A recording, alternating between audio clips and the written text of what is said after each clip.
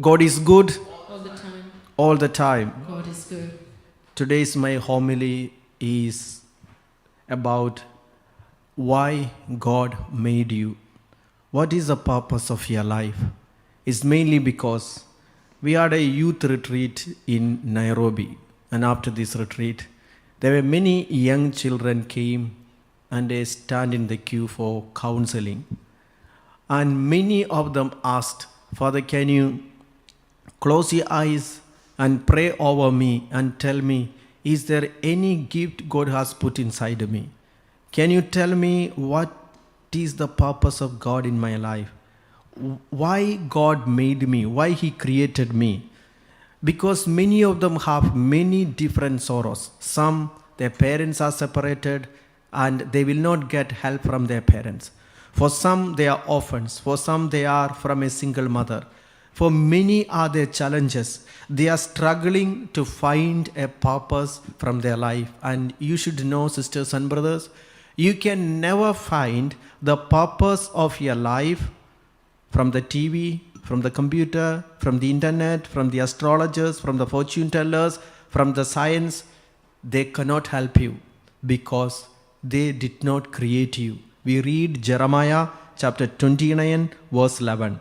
Jeremiah 29:11. Let's read this word of God together. For surely I know the plans I have for you, says the Lord. Plans for your welfare and not for harm, to give you a future with hope. Look at this word of God. There is someone who said, I know the plans I have for you. Listen carefully, look into my eyes.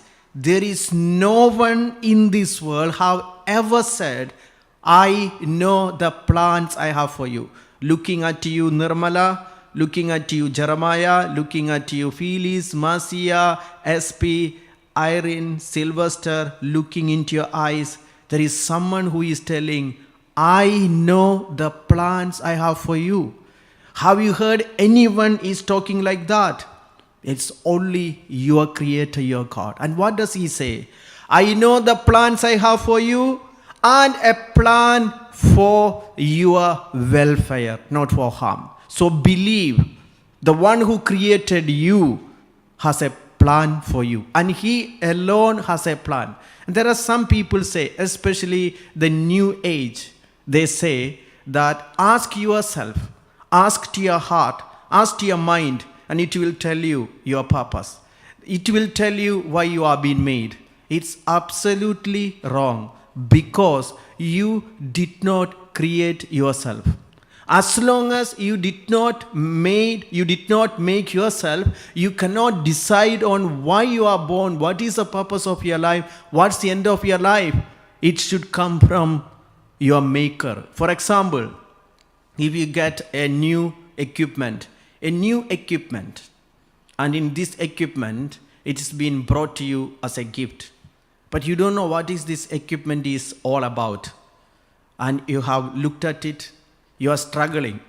You need to know, if you want to know what is this new invention, this new equipment is all about, you need either the first thing, you have to first ask its maker, the one who invented it. Either you need to find the person who invented it, or you need to check the manual where it is written why it is being created, what it is being formed for, and what is the purpose of this particular instrument, this particular equipment. And today, my dear sisters and brothers, the Lord is telling you that I am your creator. And what is the manual that He has made us? That is the word of God. That means He is your maker. We read this is Isaiah 46, 3 and 4. Let's read this word of God where God is telling who created you. Listen to me, O house of Jacob, all the remnant of the house of Israel, who have been born by me. How are you being born? By your God. From your birth, carried from the womb, He is telling it is He who formed you. Again, Isaiah 44 verse 2. Isaiah 44 verse 2. Thus says the Lord God, who made you. Let's repeat this word of God. Thus says the Lord who made you, who formed you in the womb and will help you. Do not fear, O Jacob, my servant, Jeshurun, whom I have chosen. Remember, I'm talking what is the purpose of your life. Why you are born. You are born for God and by God. And you will only be able to know the purpose of your life only from your Creator. Your Creator is your God. Then what about your parents? You are born through them.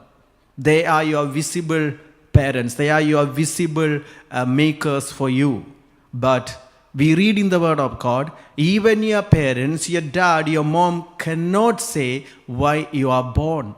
Even they are incapable to say why you are born, because it's not them who made you. It's God who formed you in the womb of their mother. Psalm 139 verse 13 we read. Psalm 139 verse 13. Let's read together.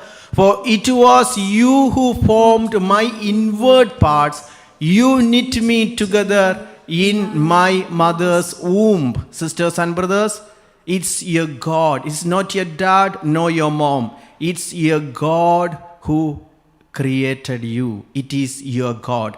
That's why this mother said, this is the mother of these Maccabees. This is 2 Maccabees chapter 7 from 22 and 23. Look at this word of God. This mother is telling her children, 7 children. She is telling, and this is what every mother, every father should say to the children. I do not know how you came into being in my womb. It was not I who gave you life and breath, nor I who set in order the elements within each of you. A mother is telling to a child, my child, even I don't know when did you come into my womb. I do not know. I do not know why you are born. What's the purpose of your life? This is what we read in the book of, let's read, this is the book of Wisdom chapter 11 verse 26. This is Wisdom chapter 11 verse 26. You spare all things, for they are yours. O Lord, you love the living. God loved the living. He created us. He formed us. And His life is in every creation. Again, let us read. This is Ecclesiastes chapter 11 verse 5. Ecclesiastes chapter 11 verse 5. Let's read this word of God. Just as you do not know how the breath comes to the bones in the mother's womb, so you do not know the work of God who makes everything. Believe it. It's not the dad, it's not the mom who gives life. Even a mother cannot know when the life comes into her womb. Let's repeat this word of God.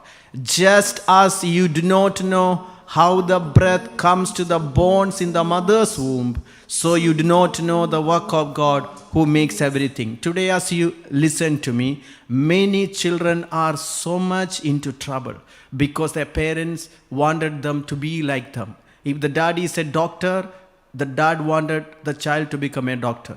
If the dad is an engineer, the child should be an engineer. If the mother is a nurse, she wanted the daughter to be a nurse. There are so many who just, the parents, they don't know what is the purpose of their children, and they force them sometimes irrationally to be like them. That is wrong. Just look at me, I'm a priest.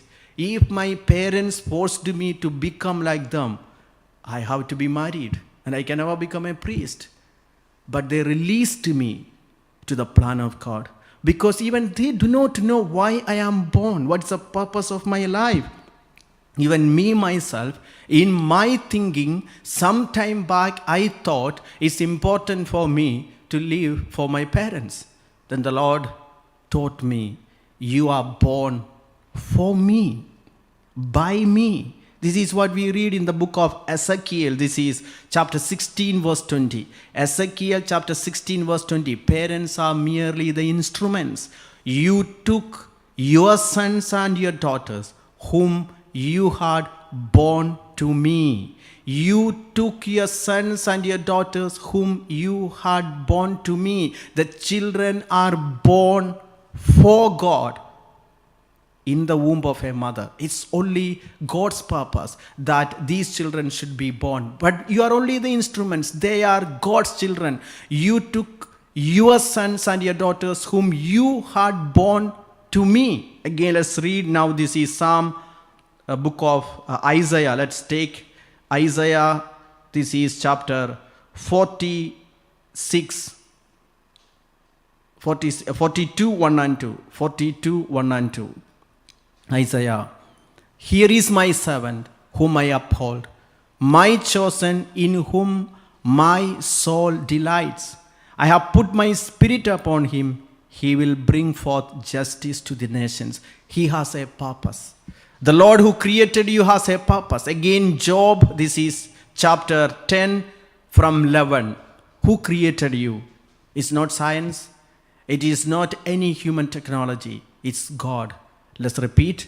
You clothed me with skin and flesh, and knit me together with bones and sinews. Until 13 we read. And we continue to read. You have granted me life and steadfast love, and your care has preserved my spirit.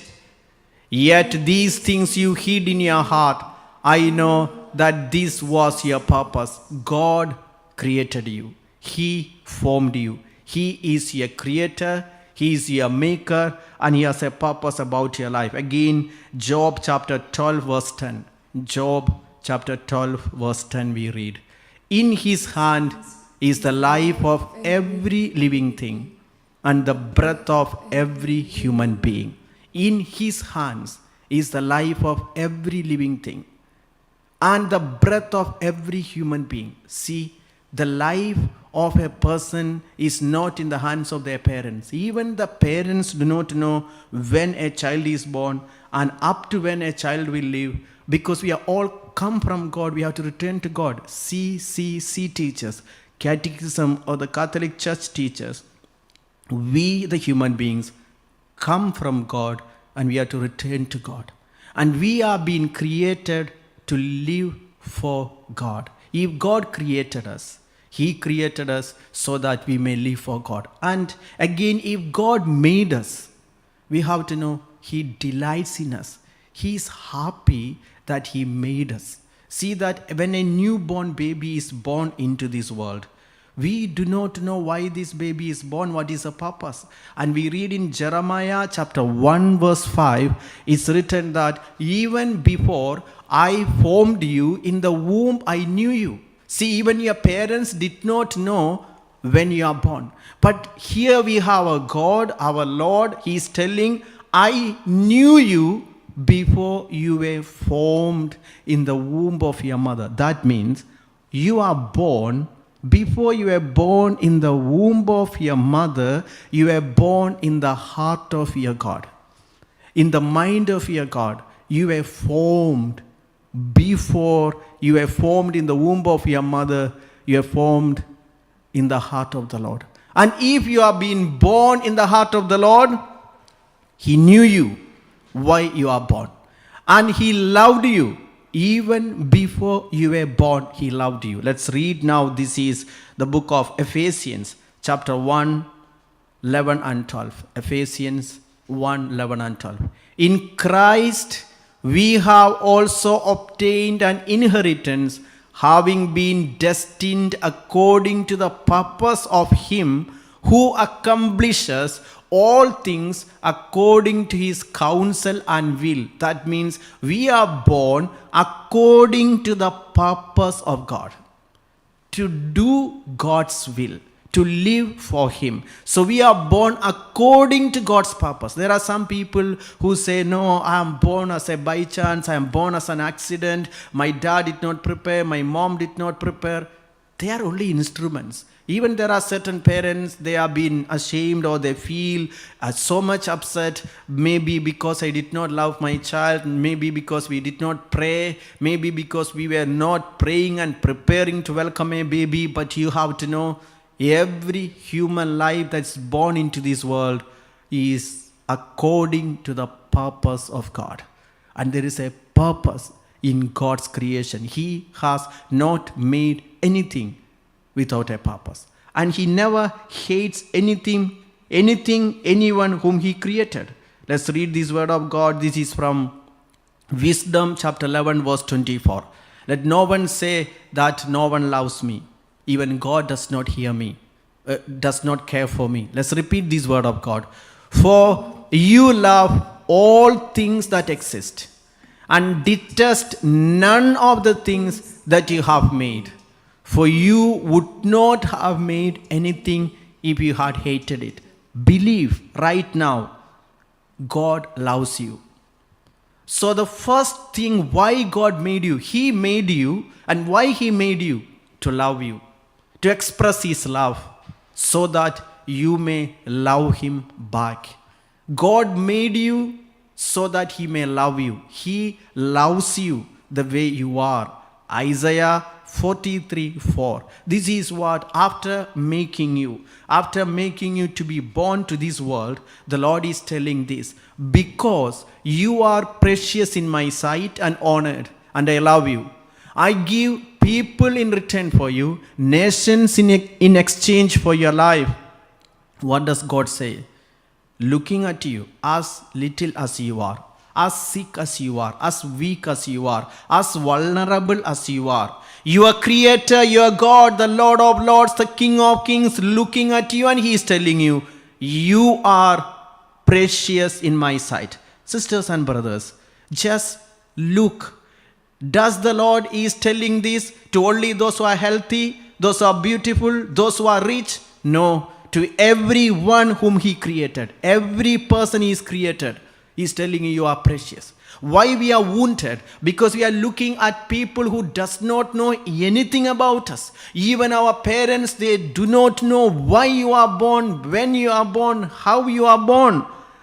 And sometimes they call you, you are stupid. You are wasting my money. You are a burden. You are always sick. Maybe your own parents may call you, you are a donkey. Why you are born? You are a headache for me. But your true maker, your God is telling, you are precious in my sight. Sisters and brothers, Saint Teresa of Child Jesus, she was bedridden, sick. She had TB. All the people, all the sisters in the community, for them, she is a burden. She is a life where is no contribution, no money comes out of her, no job she can do. But the Lord looked at her. You are precious in my sight and honored, and I love you. Sisters and brothers, God made Saint Teresa of Child Jesus for a great purpose. When we look at the human beings, they can only see a sick sister, a religious sister who cannot do any work, a sister who cannot contribute anything material. But for God, she is precious. So today as you listen to me, why we are wounded and hurt? Because we are looking at human beings and their comments, and they consider you, they treat you in accordance with the money that you have, in accordance with the possessions you have, in accordance with the flat you have, in accordance with the car you drive. But your God is treating you as so precious just because He made you. Just because He created you, He takes delight in you. He feels so happy to see you because He said, Dad. We read in Psalm 149 verse 4. Psalm 149 verse 4. Let's read. God takes pleasure in you. For the Lord takes pleasure in His people. He adorns the humble with victory. Remember, your God is your father. Your God is your mother. And He takes pleasure in you. Remember, we are always having this confusion because we take our God like our dad, like our mom. What is the speciality of our parents? They love you when you do good things. They appreciate you when you perform well in the school. So you always treat your God, your father God is also somewhat like that. This is where we are wrong. He loves you just because He is your father. He created you the way you are, with all your weaknesses, with all your drawbacks, with your failures. He loves you. The way he loved Saint Teresa of Child Jesus. Even when she was sick, she was not contributing anything. He loves you and he takes pleasure. See, if you are a dad and you find that your child is sleeping, you will feel so happy because your child is sleeping. Even when a child is failing, you feel so depressed. It means when the child is sick, you feel sad. Your God will stand beside you. I do remember one day I was in a retreat, and after this retreat, I found a person came for prayers in the chapel. And he came for prayers, but the moment he entered there, he started sleeping so much that I'm distracted. I cannot continue the preaching. But I just kept it in my heart and I started to pray. And after some time, while I was asking the Lord, why this person is sleeping so much? Then the Lord revealed to me like this: I am a dad, I'm a father. When a child is sleeping, should I get angry, irritated, or should I be so happy and take pleasure when my child is sleeping so much? I had no answer. Sisters and brothers, we always treat our God like one of us. He's not like that. The way that you sleep, He's happy. The way that you behave, you talk, He's happy because He takes pleasure in you. Again, let's read. This is now Psalm 147 verse 11. Psalm 147 verse 11. Let's read. But the Lord takes pleasure in those who fear Him, in those who hope in His steadfast love. Remember, He takes pleasure in those who fear the Lord. Again, we read Zephaniah, Prophet Zephaniah, chapter 3, verse 17. Zephaniah 3:17. The Lord your God, let's repeat together. The Lord your God is in your midst, a warrior who gives victory. He will rejoice over you with gladness. He will renew you in His love. He will exult over you with loud singing. Sisters and brothers, the Lord is telling He is rejoicing over you. When He sees you, He will sing songs. Just when He sees you, He's so excited. He's so happy to see you. And maybe you consider yourself as a burden. You consider people are avoiding you. It's a time to return to your God. It's a time you go to your Creator. It's a time that you have to go to your Maker and ask and look at His face. I do remember a testimony of a priest. This priest, his problem is whenever somebody appreciates him, he gets very upset. If you don't appreciate, he has no problem. He does not like appreciation. But we know generally priests are very happy when they are appreciated. Even when the homily is not good, if somebody goes and tells it was good, maybe they feel very happy. But this particular priest, he gets angry with those who even appreciate him. So he went for a retreat and he started to ask why. So he knows it's a problem, and the spiritual father told him, Father, why do you get angry when some people come and appreciate you? You can say, if you don't like to get appreciation, you can say all glory to God, and you can give glory to God. But why do you get hurt people who come to say good words? You should not do that. Then he said, they are all fake.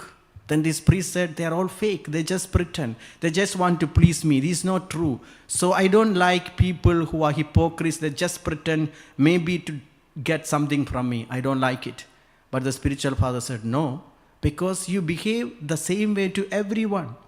When you are truthful, when you are genuine, they will not come and say until it is proper. So there is something that is inside you as an inner wound. That's why you react when people appreciate you. Then the spiritual father told him to sit before the Lord and ask the Lord. Then the Lord revealed to him this particular priest. When he was small, his father was a drunkard. He used to mistreat him, never appreciate him.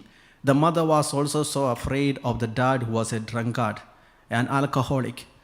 And this child, the Lord revealed, one day in the school, he got full mark for the English test. Usually for mathematics, you can get full mark.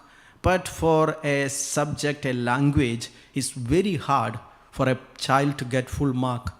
The teacher appreciated this boy and he became so excited that he thought his dad would also appreciate him. When he came with this mark sheet that it was full, he thought his dad will appreciate will first time, because the dad never values him, never appreciates him, never speak good words. He came with this mark sheet thinking that this time my dad will appreciate me. When he came, his dad was fully drunk, fighting with the mom. The child did not think. He took this mark sheet to the dad and he was so upset, angry with the mom. He took this mark sheet and asked him, what's in it? Then the child said, I got full mark. Then he said, if you get full mark, what's all about it? He just, because he was drunk, getting angry with the mom, he just tore the mark sheet and just threw it away. The child became so upset, he started to cry because that mark sheet was such a monument for him. When the dad tore this paper, it is as if the dad was tearing his heart out. Since that day, he lost faith in anyone who appreciates. Then he isolated himself from his dad, from his mom, as little as he was. Years later, the Lord revealed to him, this was the incident. In tears, as he was sitting before the Lord, he opened the Bible asking, Lord, you told me that you are my true dad. You are my true mother. What do you speak to me? As he opened the Bible, the Lord spoke to him through Psalm 35 verse 27. Psalm 35 27. Let's read this word of God. Let those who desire my vindication shout for joy and be glad and say evermore, great is the Lord who delights in the welfare of his servant. The Lord said, great is the Lord who delights in the welfare of his servant. The Lord is telling him, my son, I'm so delighted in you. I'm so happy that you succeeded, that you got full mark.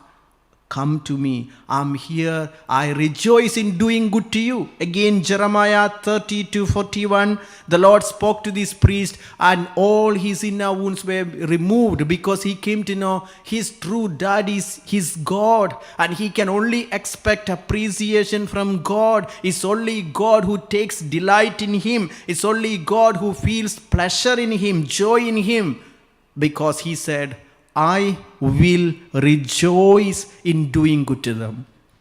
And I will plant them in this land in faithfulness with all my heart and with all my soul. Sisters and brothers, many are disappointed. Many are discouraged. As you listen to me, even some are thinking of suicide because the people whom you feel to appreciate you, they are discouraging you. They are making fun of you. But you have to know, they don't take pleasure in you.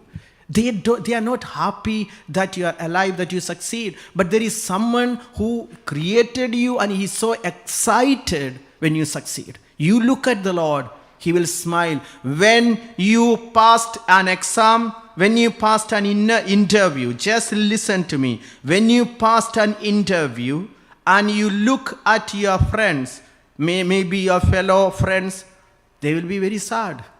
But when you passed an interview, you look at your God, he will be so happy and excited. Again, when you fail in an interview, you have failed in an interview. You look at your fellow friends, they may be showing some sorrow outside, but inside they may be happy. But you look at your God, he will be so sad. He will be so consoling, as if he is pouring out his love to you. That's why today the Lord is telling you, your God who created you, he has a great purpose for you.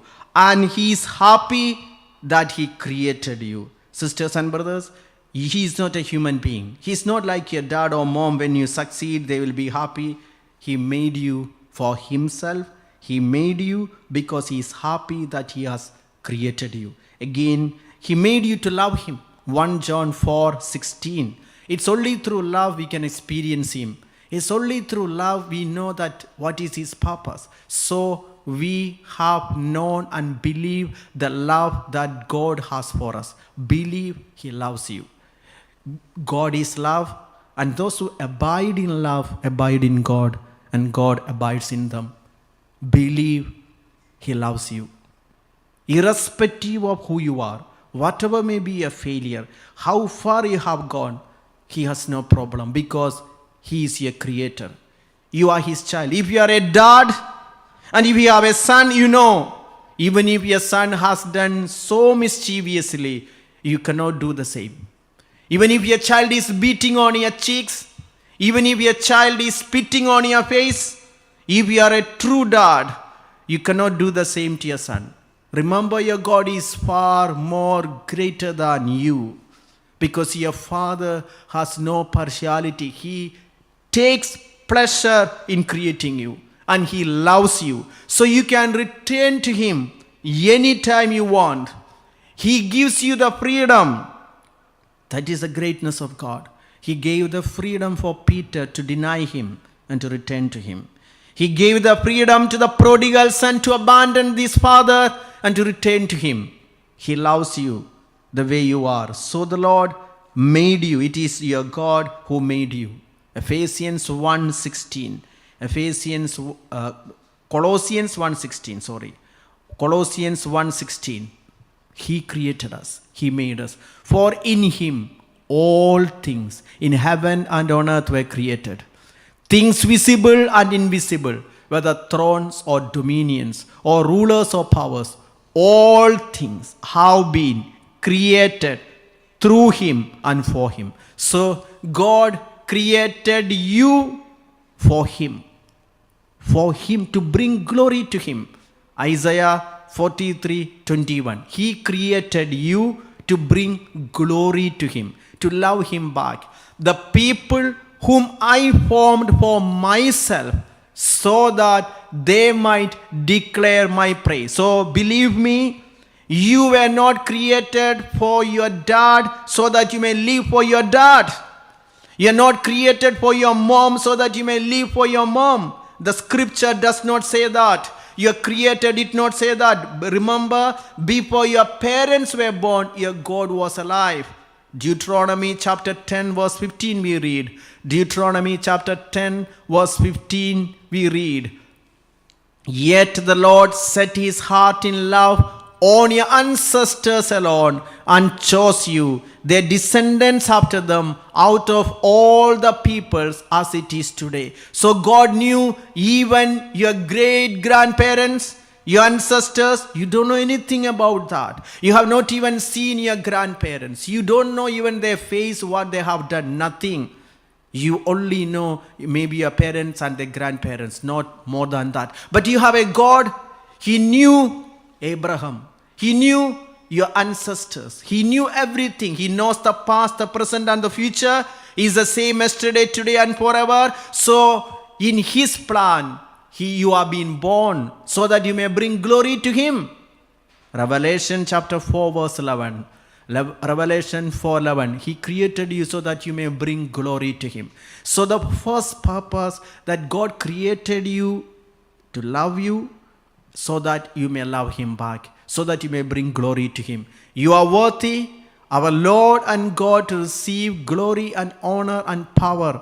For you created all things, and by your will they existed and were created. For you created all things. God created you and me, and by God's will we are existed and created. It is God's will that we are created, we are existing. It is God's will. And He has put inside us His soul, His life. So it is borrowed, it's not our own. See, we may live 80 years on this earth, but we have a life eternal. So God is preparing us a life on this earth for a life after death. That means He has given us a life. See, when I die, only my body will die. My soul never dies. So it will remain. So I have a duty to keep the soul God has given me for eternity in purity and holiness. It is borrowed. God has given me, inserted this life inside me. Let's read. This is now Wisdom chapter 15 verse 8. 15, 8. Wisdom chapter 15 verse 8. Let's listen to this scripture carefully. With misspent toil, these workers from a futile God from the same day, these mortals who were made of earth, a short time before and after a little while, go to the earth from which all mortals are taken. When the time comes to return the souls that were borrowed. Who is a human person? Who are we? These mortals, you and me, who were made of earth, a short time before and after a little while go to the earth from which all mortals are taken. We are just dust. When the time comes to return the souls that were borrowed, the souls that we have is borrowed from God. God has given us a soul that is to be kept pure and holy. And we need to return it in purity and sanctity. And verse 16 we read, that means we are not our own. We did not made ourselves. We did not bring the life inside us. For a human being made them, and one whose spirit is borrowed formed them. For none can form gods that are like themselves. Sisters and brothers, we cannot. Who are human beings? A human being is a person, is a dust that is whose spirit is borrowed from God. So we are not eternal beings, our physical body. It's our spirit, but that exclusively comes from God. So God created us so that we may live for Him, and we must return to Him one day. And we need to look at how He created us. And so it's important. So if He created us for a purpose, we should know our God. We should know our God. It's important. If we are asked a question that what's your favorite sports? What are your favorite sports stars, movie stars, cricket stars? We will have immediate answers. But if you are asked who created you, what's the name of your God, and where He is, how many of us know our true identity? We cannot find our true identity without knowing from where we are coming from. We are not coming from our parents. We are coming from our God, and we should seek this God in our life. It's important. We read, this is now the book of Wisdom chapter 13 from 3 to 5. Are you so keen to find scientific discoveries? Are you so keen to find the origin of this earth? But how much more we need to be keen to know the purpose of God. This is book of Wisdom chapter 13 from 3. Wisdom chapter 13 from 3 we read, God is teaching us, if though delight in the beauty of these things, people assumed them to be gods, let them know how much better than these is their Lord, for the author of beauty created them. Now, when you look at this, the stars, the skies, the oceans, the trees, the earth, you take delight in them. You see that they are so great. The sun is so great. The moon is so great. The stars are so great. And the Lord is telling, if you know these things are so great and beautiful, how much more greater will be the one who created them? Then again we continue. Now we can read verse 7. For while they live among His works, they keep searching, and they trust in what they see, because the things that are seen are beautiful. Verse 8. Yet again, not even they are to be excused. Verse 9. Repeat with me together. For if they had the power to know so much that they could investigate the world, how did they fail to find sooner the Lord of these things? For if they had the power to know so much that they could investigate the world, How did they fail to find sooner the Lord of these things? When you go to a new city, the first thing that you'll be inquiring is maybe the place where you have a good club, good pub, where you can see your friends, where you can have a social gathering. But why do you not know where is God? How he is to be worshipped? Where is the nearby church? Where I can find him? Because without your creator, you cannot make it. Without your maker, without your God, you cannot make it. Sisters and brothers, God made us. He loved us and he wants us to know him. It's important that we should know him. Let's read now. This is Romans chapter 1, 18 to 20. Romans 1, 18 to 20. How foolish it is if we do not know him. For the wrath of God is revealed from heaven against all ungodliness and wickedness of those who by their wickedness suppress the truth. We continue. For what can be known about God is plain to them, because God has shown it to them. Continue. For ever since the creation of the world, his eternal power and divine nature, invisible though they are, have been understood. Sisters and brothers, God's power, God's presence is understood, and it is seen through the things that he has made, so they are without excuse. Let no one say that I don't want to know God. It's a must. It's important, because if you have to find a purpose in your life, if you are seeking why God made me, if you are in confusion, if you are in depression, if you don't know that if it is God who created me, then you have not known God. Then how can you say, how do some people say, how do you know you are disconnected from God? There are people who say, I know God. I'm a Christian, I'm baptized, I'm a Catholic, I go to church, I worship. There are people who say that. If you say that, you believe in God, and you are connected with God, then, but still, why do you worry? See, you say you are a Christian, and you love God. But sisters and brothers, but if you have worry, if you have tension, if you are disturbed, if you are thinking of suicide, if you think there is no meaning in your life, if you find enough is enough, that means you are disconnected with your God. You are not associated with God. You don't have a relationship with God. Basically, you don't know God and you don't love him, because the first thing the Lord said, you don't want to worry. I am with you. He's caring for you. Then why, if you are a person who worry, you don't love God, you don't know God. Let no one misguide you. If you know him, you will not have fear, you will not have worry. Because we read, this is Matthew chapter 6 verse 32. Matthew 6:32. Matthew 6:32.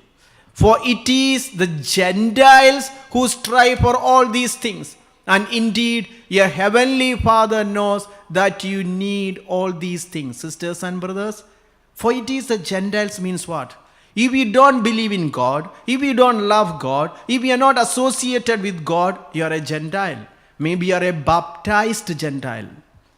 That is why you are worried, because you have a God, he created you, and your heavenly Father knows that you need all these things.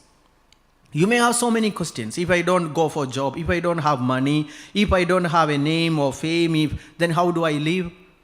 Unbelievers are the people who are worried, tensed, having full of fear. Those who believe in God, they have a Father in heaven. He takes care of his people. Up to this time, who took care of you? Who brought you this far? God spoke to the people of Israel who were keep on complaining. Deuteronomy chapter 8 verse 4. God spoke to these people that how much God cared for them. Let's read this word of God. The clothes on your back did not wear out, and your feet did not swell these 40 years. Sisters and brothers, 40 years the people of Israelites, they were walking on the desert. Do they have a shopping complex there? Can they buy new dress, new cloth, new shoes? The Father in heaven provided for them. Believe it. you have a God. He did not just created you and thrown you out. He created you and He is carrying you. Not just for the time being, even when you become old. Isaiah 46:4. Isaiah 46:4. He's telling you, even to your old age, please repeat with me, even to your old age, I am He. Even when you turn gray, I will carry you. I have made and I will bear. I will carry and I will save. One day after one retreat, one person, he came and he told me, Father, I need lot of prayers. I know he's a very big officer. He is a government employee. He has all these. And he told me, Father, I need your blessing, your prayers. I told him, why you are so much worried? I know you have a good family. You have your children, your wife. You have very fearful family. I know you. He said, no, Father, this is the year I'm going to retire. I'm so afraid that then after the retirement, I don't know what to do. Now I get respect, I have all these allowances, but Father, there is a lot of confusion what I will do because I'm old, I'm also sick. I cannot try any other work. I was just doing this office work. I'm so much concerned. And I told him, even to your old age, you have a God. Even when your hair becomes gray, you have a God who carry you. He's never tired of you. Even when you are 70 years old, for your Father in heaven, you are a little child. That much is His love, His care, His concern. Today, sisters and brothers, I just told you just one simple thing. What's the purpose of your life? No human person, no science, no technology, no idea can tell you. No books, no magazines, no movies can tell you what's the purpose of your life. Because they are not your creators. They are not the owner of your life. It's God who created you. He has a plan for you. He made you for a purpose. And to know if God is your creator, He did not just create you. He made a manual for you. That is the Holy Bible. And it is through the Bible you know the will and the mind and the function of your life. And He's talking through the scripture. You are precious to Him. He loves you. He cares for you. He will never reject you even when you are old or sick. Believe it. And the next day will continue the purpose that He has made you. I have prepared God's purpose for you. Different purpose for different people. Unique purpose for unique people, because we all are different, special, specific, unique people. We are not the same. We are all different. God made us with a great plan.